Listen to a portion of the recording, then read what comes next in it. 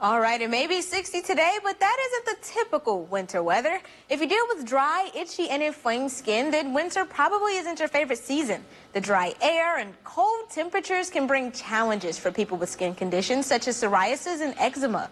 Here to educate us on symptoms and treatment is Dr. Stephen Hill with Carl Family Medicine in Bloomington. Thanks for joining us. Yeah, it's a pleasure to be here. Of course. Now let's start right off the head. What is psoriasis for people who don't know? Yeah, so psoriasis is an inflammatory skin condition that has a genetic and autoimmune component to it. And so it's typically characterized by these itchy, sometimes painful, red plaques on your skin that can be on your elbows, knees, trunk, and scalp.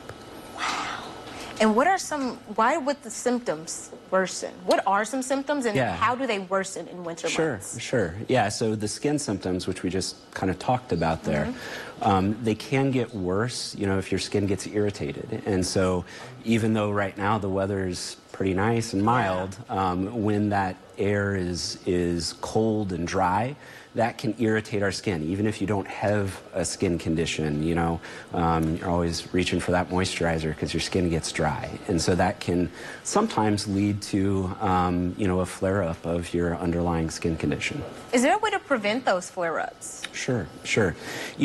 People who have psoriasis, often know what their triggers are. They may be on specific treatments, from their dermatologist or primary care provider.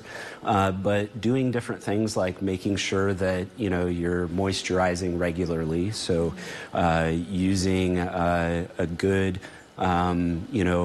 moisturizing cream or ointment, more so than like a lotion, because there's a higher oil content, and those fats in the oil keep our skin more moist than a lotion will. That can help. And how does psoriasis compare to eczema? Yeah, so eczema is another inflammatory skin condition, and it is characterized by these itchy red skin patches, and oftentimes they can be intensely itchy and lead to these kind of cycles of itching and scratching and getting more inflamed and irritated.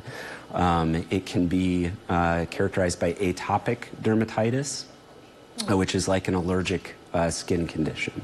Now, I know they sound fairly similar in terms of how they look and some of the symptoms. How can people at home actually be able to identify which is which? Yeah.